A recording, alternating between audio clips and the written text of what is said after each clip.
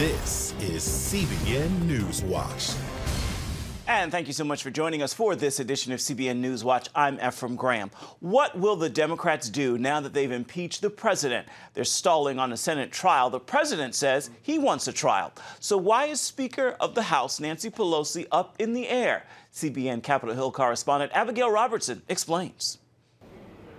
The Senate is preparing for an impeachment trial in the new year, but an unexpected twist could put those plans on hold. After getting the votes, House Speaker Nancy Pelosi is waiting to confirm if and when she will turn the articles over. Clearly, do you understand? When we see what their process is, we will know who and how many we want to send over. Pelosi claims she wants to ensure there will be a fair process in the Senate. But Senate Majority Leader Mitch McConnell suspects another motive for the hesitation. It looks like the prosecutors are getting cold feet in front of the entire country and second-guessing whether they even want to go to trial. President Trump accused Pelosi on Twitter of being afraid to present it to the Senate. Senate Democrats want 4 witnesses to come forward: Mick Mulvaney, Robert Blair, John Bolton, and Michael Duffy. Witnesses the White House blocked from testifying in the House. We ask, is the president's case so weak that none of the president's men can defend him under oath? But McConnell prefers no witnesses and hopes to move quickly, acquitting President Trump. This particular House of Representatives has let its partisan rage at this particular president create a toxic new precedent that will echo well into the future. While enjoying a degree of bipartisan support against impeachment, President Trump took heat from both parties Thursday for taking a shot at late Michigan Congressman John Dingell. Recounting a conversation with Dingell's widow, he implied the World War II vet who served 60 years in the House might be in hell. Maybe he's looking up, I don't know.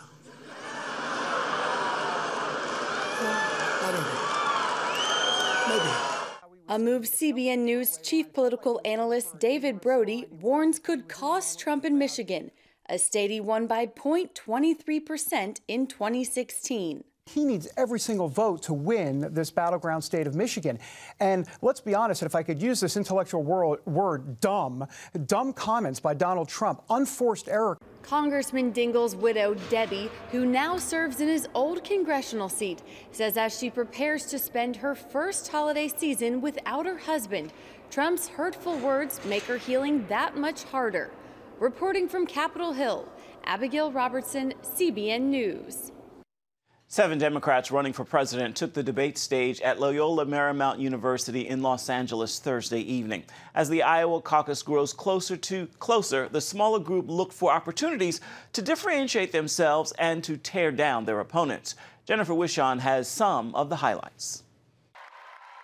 The latest face-off came one day after the historic vote in the House to impeach President Trump, a subject addressed right out of the gate. We've now seen the impact of corruption.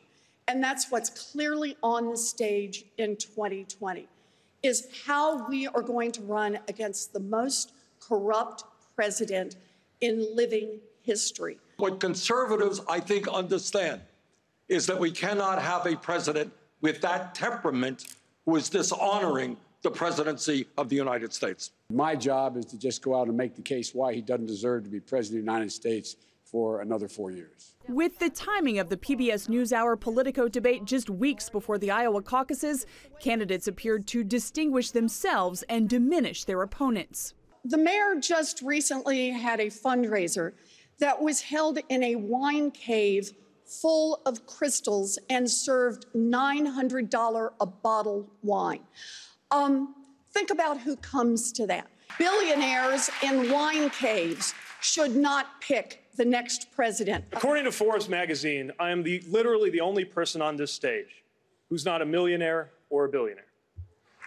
So if this is important, this is the problem with issuing purity tests you cannot yourself pass. Biden went after Sanders' plan to put all Americans on Medicare. 16% of the American public is on Medicare now, and everybody has a tax taken out of their paycheck now. Tell me, you're going to add 84% more, and there's not going to be higher taxes? At least before he was honest about it. Oh, Joe. It's going to increase personal taxes. They're going to be... That's right. We are going to increase personal taxes. Okay. But we're eliminating premiums. We're eliminating co-payments. We're eliminating deductibles. We're eliminating all out-of-pocket expenses. Sanders, a Jew who lived in Israel as a child, called Prime Minister Benjamin Netanyahu a racist and criticized U.S. policy towards the Jewish state. But what U.S. foreign policy must be about is not just being pro-Israel. We must be pro-Palestinian as well.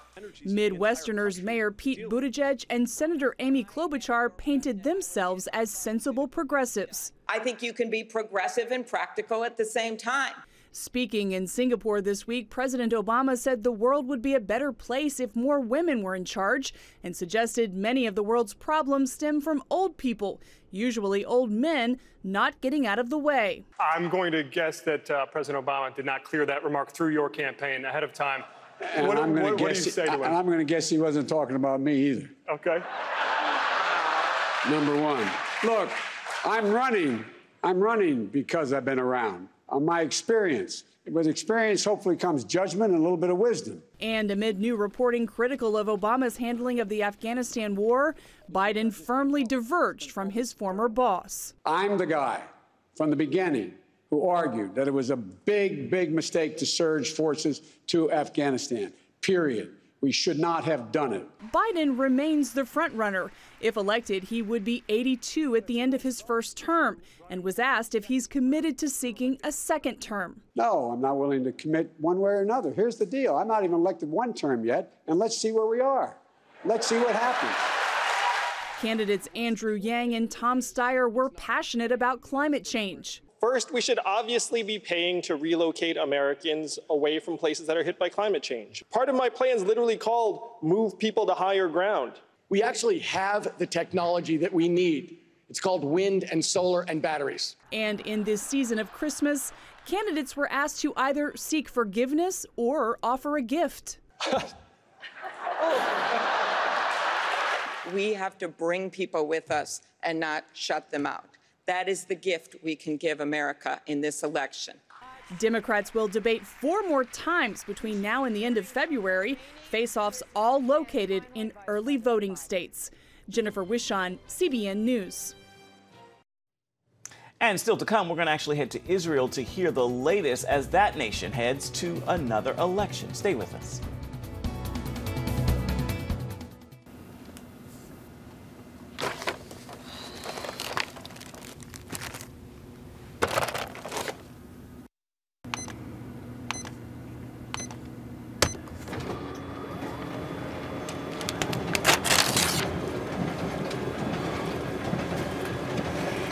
Life is better with a good night's sleep.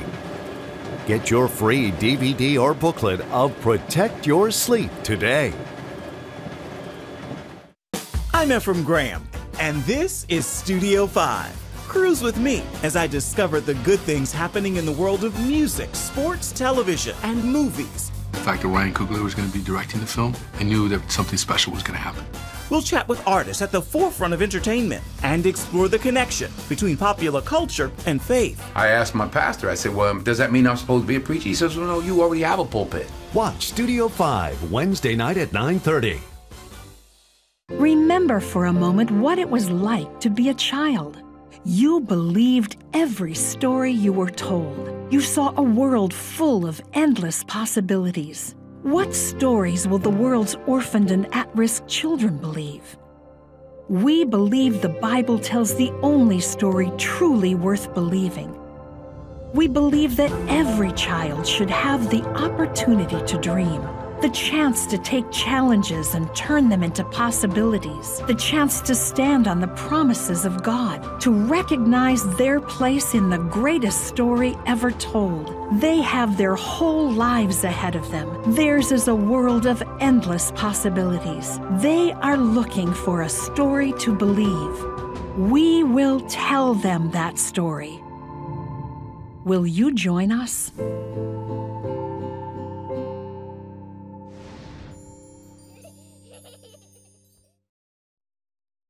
It has the power to influence weight loss, boost your immune system, and improve brain function. We've seen an explosion of data on the role of the gut microbiome in health. The free Build a Better Gut booklet reveals the latest information about the gut microbiome. You'll discover how your gut affects the rest of your health. The gut microbiome has been linked to depression and cancer and heart disease. Learn how to build a stronger, healthier gut. The microbiome, if it's in good composition, are really protecting us all the time from more invasive things. Get the Build a Better Gut booklet, free from the Christian Broadcasting Network. Call 1-800-700-7000 or go to cbn.com/buildabettergut. You need to make sure that your microbes are working with you, not against you. And if you order online, you'll get immediate access to the Build a Better Gut series, a digital copy of the booklet, and related bonus material. Build a Better Gut today. Call 1-800-700-7000 or go to cbn.com/buildabettergut for your free copy. Welcome back. The U.S. is watching North Korea for any signs of a missile launch or nuclear testing. Officials are expecting it to happen in the coming days and are referring to it as a Christmas surprise. A launch or test could signal a decision by Pyongyang to end its self-imposed moratorium on nuclear and long-range missile tests. This move would deal a significant blow to the Trump administration's major foreign policy initiative to get North Korea back to negotiations about ending its nuclear weapons program. I want to turn now to Israel. Our Middle East correspondent Julie Stahl is joining us from there. So, Julie, what is the latest on Israel's political front?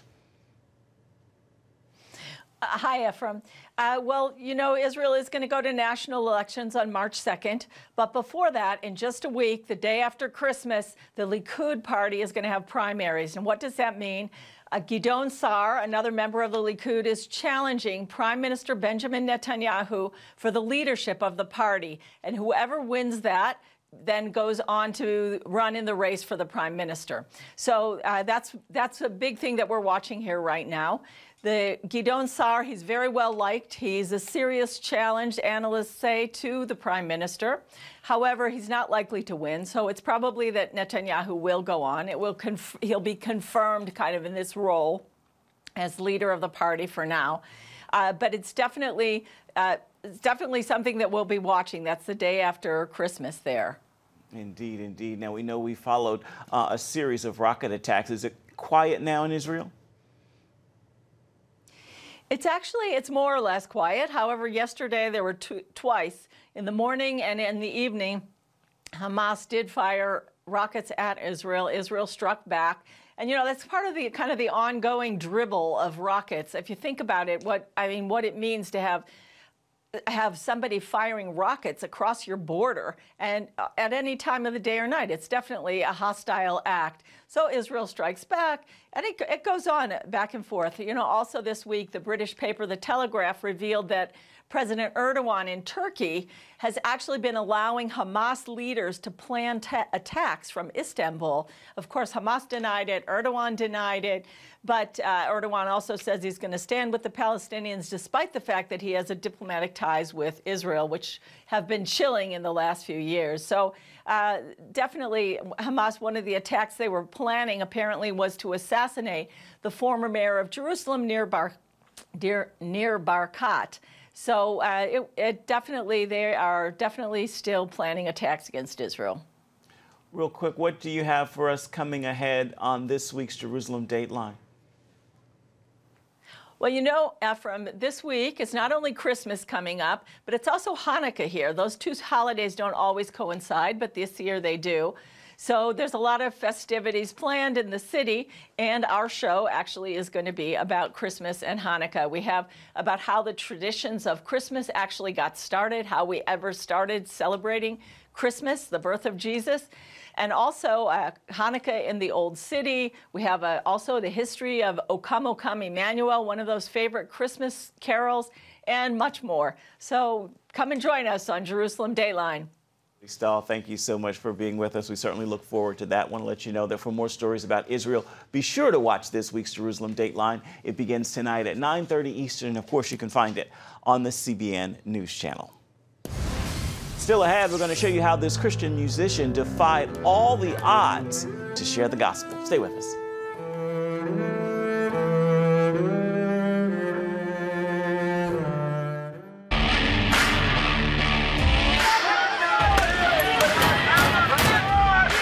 sex before you marry is a bad idea. Don't tell me there's no such thing as gun violence. That just depends on your definition of when life begins. Watch Dan and Dale tackle trending topics that test your faith on the next Faith Wire, Monday night at 9:30. The Global Lane takes you around the world, providing facts over fiction. What might rising trade and geopolitical tensions mean for you on the home front? With over 45 years of experience, award-winning journalist Gary Lane brings you the truth from a global angle. What about the issue of immigration? World news analysis you won't see anywhere else. And it's all right here on the Global Lane. Watch The Global Lane, Thursday night at 9:30.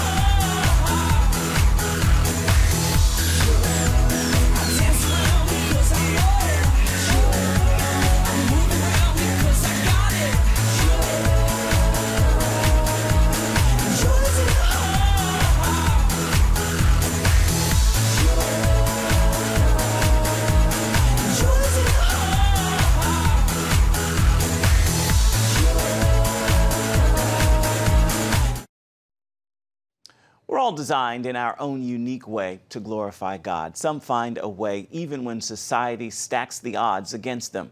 Del Hurd has the story of a remarkable Christian musician from Budapest, Hungary. As a member of Hungary's Roma or Gypsy community, Erden Rotz has known discrimination and obstacles. But his tremendous musical ability has taken him from one of the lowest rungs in Hungarian society to the pinnacle of European classical music as the principal double bass for the Vienna Philharmonic Orchestra. Born into a family of talented musicians, Erden's career path was already set before him at birth. When I was born, my father brought a tiny musical instrument to the hospital to see if I would take it into my hands. From my childhood, music was the most important thing in our family. Music surrounded us. Erden began to play the double bass at age 9. By 13, he had performed his first public solo concert at the Music Academy of Budapest. He was a teenager when his cousin shared with him the message of salvation. At first, he resisted. I was not interested in what they were talking about, but my cousin started to pray. And when I started to pray too, I started crying, and I couldn't stop crying. And when he went to a church service and the altar call was given, he and his mother went forward. He asked us if he could play one of his favorite gospel songs for us, "You Are My Hiding Place."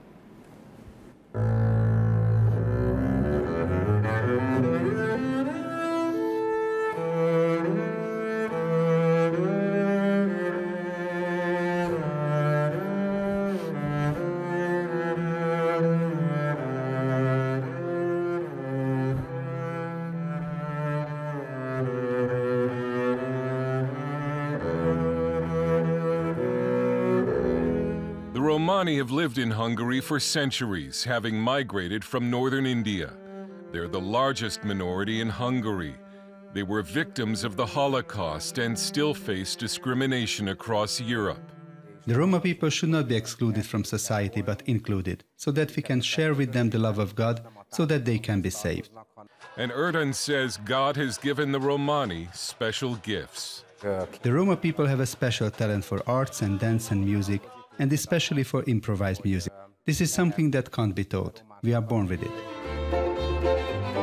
His career has taken him all over the world, but he says one of his favorite cities is New York, where at Carnegie Hall he has met and worked with such names as Yo-Yo Ma and Michael Tilson Thomas. Erden says when he plays, he offers his music as a sacrifice to God, and that makes a real difference in his performance. When I go on stage, I tell the Lord, I want to serve you with my music. Let it be a great sacrifice to you. And when an artist plays like this, it's a special experience for the audience.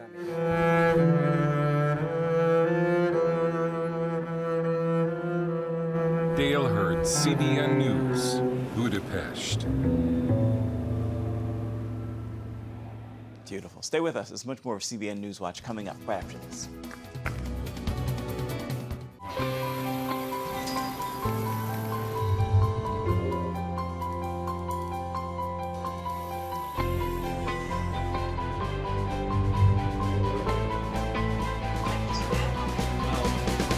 I am Regent's first ROTC graduate student.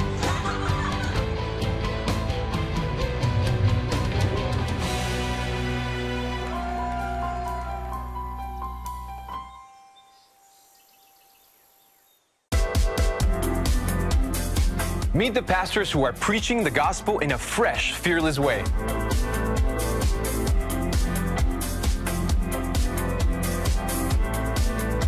I'm Roberto Torresadillo. Join me each week for Next Gen Voices.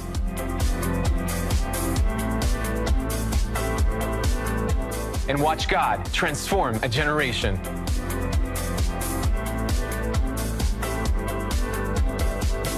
How'd you like to get a redo on your health, on your body, on your arteries, so you could have the energy you had 20 years ago? The great news is you can. I'm Dr. Mike Roizen, chair of the Wellness Institute at the Cleveland Clinic. I've written 4 New York Times bestsellers. But even better than having to read all that, you can listen to this DVD and watch it. Protect your heart? Yes, you can. Here's how. Go to CBN.com or call 1-800-700-7000 for your free copy of Protect Your Heart. Let the medical experts show you their new discoveries on how to avoid heart disease and even reverse it. Easy steps to uncover the hidden dangers in your medicine cabinet, reduce stress, and get a complete do-over for your health. Call 1-800-700-7000. That's 1-800-700-7000. Or go to CBN.com to claim your free copy of Protect Your Heart. Grammy Award-winning artist Lauren Daigle visited the Louisiana State Penitentiary to share the gospel. Daigle performed and announced her fans raised $17,000 to help the inmates make phone calls and to get new clothes for Christmas. The facility is known as the Alcatraz of the South and is the largest maximum security prison in the United States. Most of the inmates are serving life sentences and will likely never experience another Christmas outside of a jail cell. During her performance, she reminded the inmates God meets them exactly where they are. The much-anticipated film Little Women hits theaters Christmas Day. CBN Studio 5 sits down with the cast and the director for this first look. I'm working on a novel. It is a story of my life and my sister's. Make it short and spicy. Greta, this is your second solo directing project. Yeah. Why this story? And if the main character is a girl, make sure she's married by the end. This was my book. This has been in me for so long. It's what you want too, isn't it, Joe, to be a famous writer? Yes. I just had such a clear vision for how I wanted to do this, and the minute this became available, I was like, I better grab it now before anyone tells me I can't have it. I've always known I would marry Rich. Why should I be ashamed of that? There's nothing to be ashamed of, as long as you love him. Well, I believe we have some power over who we love. It isn't something that just happens to a person. I think the poets might disagree. Well, I'm not a poet. I'm just a woman. You're probably one of the biggest male characters in a sea of women. What was that like for you, and how would you describe him? You know, what a treat to get to work on this book with this amazing cast. Saoirse Ronan, work with Florence Pugh. And I wish every young person or young creative or whatever could see like how actualized it can be when you're as smart and gifted as Greta. This is Meg, Amy, Beth, and Joe. I intend to make my own way in the world. No one makes their own way, least of all a woman. You'll need to marry well. But you are not married, aren't you? Well, that's because I'm rich. What's your first connection or memory to Little Women. We can leave right now. I'll sell stories. Sort of felt like it's something that we've all grown up with, really. Just because my dreams are different than yours doesn't mean they're unimportant. Mine was not in childhood, but in sort of early teens. And it just broke everything open for me. I think I was old enough to really understand women representing different sides of a woman. And the mother-daughter relationship as an only child raised by a single mom was so huge for me. He spends all of his time in that house locked up with his tutor. He's a very kind man who lost his little girl when she was only a child, and now his son as well. His daughter died? That's so sad. But doesn't Laurie just seem so romantic? He's half Italian. I remember I'd go and stay around my grand's house when I was younger, when I was little, and she would read me chapters at nighttime. And I remember when she read the chapter where Amy burns the book. I remember she looked up from the book and she kind of had this like devilish grin on her face. And she goes, "What a wicked, wicked girl." A new play written by Miss Jo Marsh. Why do you think this story still resonates to this day? We've seen so many incarnations of this. Why are people wanting more of it? I think we're in a time of such unrest, and we're longing for internal revolution. While everybody's waiting for the world to change, we're waiting for ourselves to change and be our biggest, most ambitious, most impassioned artist, activist, friend, sister. They have minds, and they have souls, as well as just hearts. I need it. I need this movie. I'm not patient by nature, but with nearly 40 years of effort, I'm learning to not let it get the better of me. I'll do the same then.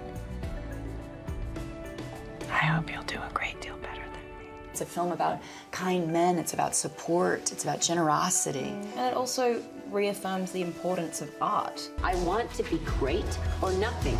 And they've got ambition, and they've got talent, as well as just beauty. This is still the conversation we're having, and I thought it's that way. There's a lot of synchronicity in the world, and I thought, this is it. This is it. I'm so sick of people saying that love is just all a woman is fit for. I'm so sick of it. And again, that film hits theaters on Christmas Day. Time now for your Friday Faithful. I want to leave you with this thought. God is faithful. He does not look at your past to decide your future. He sees you through the cleansing blood of Jesus Christ. And the future is bright because His plans are to give you a hope and a future, and to prosper you and not harm you. With that word, I encourage you to make today a fabulous Friday.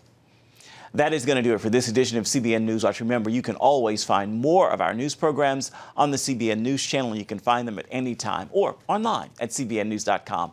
We'd love to know what you think about the stories you've seen here today. You can email us. That address is newswatch@cbn.com. And of course, you can always reach out and touch us on Facebook, Twitter, and Instagram. Certainly hope you will join us again right here next time. Again, have a fabulous Friday, a wonderful weekend, and a very Merry Christmas. Goodbye, everybody, and God bless.